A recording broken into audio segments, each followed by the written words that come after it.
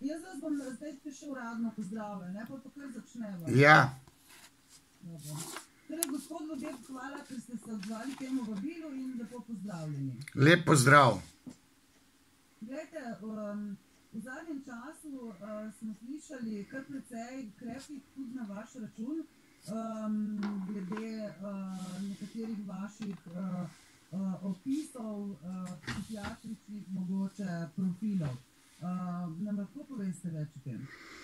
No, gre za psihološke profile, jaz nisem diagnosticiral v smislu nekih postavljanja patoloških diagnoz, kar bi sicer tudi znal, ampak mislim, da za neko hujšo patologijo pri teh politikih ne gre, oziroma nočem se poglabljati, nočem jo zaznati, ampak psihološko profiliranje pa vendarle sodi v register kritičnega mišljenja in če kdo drug noče tega delati, se pač jaz izpostavljam kot kritični mislec, ki je doslej par takih krepkih na račun določenih markantnih likov iz slovenske politične scene ali pa celo širše te patološke, sociološko-patološke scene. Jaz sem profiliral konec koncu v Faktorju tudi Andreja Šiška na nek način, ali pa Ladislava Troho, ne nazadnje tudi tale Abramov, Colarič, ki je pripravil Julijo Adlešič, do tega si je odžagala roko. To sem jaz vse profiliral in jaz se imam pač za družbeno koristnega, kritičnega misleca in moja moralna dolžnost je, da kaj kritičnega povem tudi iz registra teh slepih peg, ki jih oblast ne vidi. Recimo, prizanesljiv sem bil do prejšnje vlade zato, ker smo imeli krizo, ker se je po mojem videnju vlada ukvarjala z idejo, kako zaščititi narodu zdravje in neki obrobni zdrsi so bili takrat po mojem mnenju nepomembni. Zdaj pa ta vlada pa mora biti pod budnim očesom mainstream medijev oziroma vseh medijev, še posebej kritičnih mislecev, ki spregovorimo v nekih obrobnih medijih. Recimo jaz pač na TV3 v Faktorju pridem do besede, mogoče v mojih podcastih, pa tudi tale vaš portal, vaša Nova TV24, je tudi nek kritični portal, ki nastavlja ogledalo vase zazrti vladi, koalicije in to je moralno prav, oziroma demokracija podrazumeva, da se to mora dogajati v dobro države in naroda. Vam grozi kakšna tožba? Zdaj, tale Urška se je nekje izpostavila, mislim na predsednico državnega zbora, češ, da sovražno govorim. To sem jaz na portalu Siol ujel, jaz debelo gledam, odkje pa zdaj jaz sovražno govorim. Mislim, to ni moj karakter, da bi jaz sovražno, a priorno sovražno nekoga žalil, res da kritično mislim. Če se nekdo čuti užaljenega, zdaj pravilni, mislim, v pravilno smer bi razmišljala, če bi ona se čutila užaljeno, da sem jo razžalil, ampak zagotovo sovražno ne govorim. Če jaz razpredam kritično misel, če imam v ozadju legitimne teoretske koncepte, kakršna je pač psihoanaliza. Psihoanaliza je nek miselni teoretski koncept, skozi katerega se da marsikaj kritičnega povedati iz registra nezavednega, simbolnega branja simptomov in zdaj, če to dotično samovšečno političarko moti, če je bila nedotakljiva kot sodnica, kot tam neka gospodarica, ki je neke sodbe dajala od sebe, tega ne more početi v demokraciji kot predsednica državnega zbora. Tega pač ne more in če njeni kolegi to ne znajo dopovedati, zdaj bom jaz rekel še, na kak način je ona spoznala, da obstaja nekdo, ki jo še vedno kritizira. Ne nazadnje sem bil jaz tisti, ki sem rekel, da so rdeči štikli, salonarji z visoko peto, simbol in znanilec ženske seksualnosti. Že takrat je šlo vse na živce, lojalne kolegice so se napravile vse v tiste štikle rdeče, se smešile protokol oziroma poslovni bonton. Zdaj je pa ujela na pobudo sodelavcev da sem v Faktorju, verjetno v tem zadnjem pred novim letom, 818, moj 79. po vrsti je bil, in po mojem mnenju, in niso to servirali zato, češ, vodeb te spet žali, ampak zato, da bi namignili, naj se na nek način skultivira, bontonizira, naj se karikirano rečeno strezni. Ne?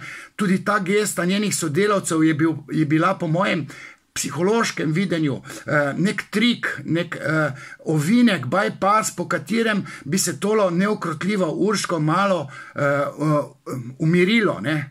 Ker se sama ne zna, ker ne ozre svojih slepih pek, nekega psihoanalitičnega znanja nima, da bi opazila, kaj se je narobe v njenem obnašanju, v njenem poslovnem bontonu. Jaz bi rekel, da podlega Dunning-Krugerjevemu efektu, ne, o psihoanalizi, o teoriji nezavednega, teoriji seksualnosti, absolutno nič ne ve, popolnoma nič ne šteka, zato ima te zdrse in nekdo jim more to servirati, sodelavci, svetovalcev očitno nima in seveda mi, kritični misleci, če že to ne upravljajo mainstream mediji, se pravi njeni levi mainstream mediji z enim RTV-jem na čelu, pa tudi Pop TV-jem in še kom. Glede, v tem mandatu imamo prvo predsednico Državnega zbora, dobili smo pa tudi prvo predsednico Republike. Kako pa ocenjujete prvo žensko na mestu predsednice? Torej, jaz že dlje časa, če že ne kar 30 let, svarim, odkar se javno izpostavljam, da je problem ženske na vodilnih položajih, da je problem njeno moralno razsojanje. Zdaj, po teoriji, po Freudu in Lorenzu Kohlbergu, ženske nimajo tiste pristne, avtonomne, postkonvencionalne, moralne razsodnosti, ki je značilna za peščico moških. Zopet ne vseh moških, sploh ne tistih v politiki, ampak nek moški, ki je doživel primarno družino z močnim očetom pa ljubečo mamo, kaznovanim očetom, ta lahko v enih danih situacijah moralno razsoja in temu je Lorenz Kohlberg rekel, da je to postkonvencionalno moralno razsojanje, dokazoval s testiranji in ugotovil ter razglasil, da ženske nimajo to vrstnega moralnega razsojanja, razvitega. Ona je na konvencionalni stopni moralnega razsojanja, ki je značilna recimo za najstnike. Ženske se znajo držati v politiki ali pa gospodarstvu, kjerkoli je ekonomiji, v družbenih kontekstih, nekih zakonov, ustave, mogoče tudi Biblije, ne, ker Boga uslišijo, Božje zapovedi, nimajo pa tiste notranje, pristne, avtonomne vesti oziroma čut za moralno razsojanje. Žensko moralno razsojanje se napaja iz sočutja, kar je po eni strani zelo v redu, ne. Ženske imajo v tem moralnem smislu svoje kvalitete zato, ker so sočutne. Moška sočutnost je zaradi narave kastracijskega kompleksa šibkejša. Ženski adut pa je sočutnost. Ne? In zaradi ženskega angažmaja se je marsikaj dobrega naredila iz registra moralnosti sicer, ampak na račun sočutja. Avtonomne moralne razsodnosti, da bi imela ženska razsodno moč, pa po teoriji dokazljivo in po Freudu in po Kohlbergu s statističnimi raziskavami je Kohlberg dokazal, da ženske ne morejo moralno doseči tiste najvišje stopnje moralne razsodnosti, ki je značilna za, rekel, 10-20% moških. Zato opozarjam, da so ženske na vodilnih položajih spolska zanka, v katerih se lahko cel sistem se lahko zahakla ali pa ulovi v to zanko, ujame. In jaz sem svoj čas kritiziral te ministrice od Ljubice Jelušič, ki je bila vojaška, tako rekoč ministrica, do Katarine Kresal, ki je bila policijska, pa potem so se stvari obrnile, ko so general-majorka kaj je bila, Lenka Armenc, pa tudi Bobnarjeva, kot je bila generalna policijska pač načelnica, sem rekel, da ženske v spolskih situacijah ne znajo pravih potez vleči v kritičnih situacijah. In sem bil cenzuriran tudi na YouTubu. Ampak v dani situaciji, recimo sem pa Tatjani Bobnar pa ploskal, ker je pa zbrala toliko neke, kako bi rekel, neke testosteronskosti pa principijelnosti, da se je Robertu Golobu uprla in rekla v policijo pa politika ne sme. Amen. Ne? In je odletela. In na tej točki Tatjani Bobnar ploskam, ne? Ampak mi imamo težke čase družbene in se bojim, če bi recimo Nataša Pirc Musar kot poveljnica pač te slovenske vojske, tako reč generalno ona odloča, ne, sprejema tiste najhujše, najbolj rigorozne odločitve, ne, da tukaj me skrbi, če ženska nima ob sebi svetovalcev, ne, moških modrecev, tudi takšnih, ki so včasih testosteronski, ne, se zakalkulira. Ne. Zato je treba biti, bi rekel, previden, kadar ima ženska moč in oblast. In če nima svetovalcev, Freud bi rekel, ne, če nima ženska svojega gospodarja, lahko zaluta, ne, lahko zdrsne v svojih odločitvah, če so popolnoma avtonomne in če zrastejo na njenem zelniku.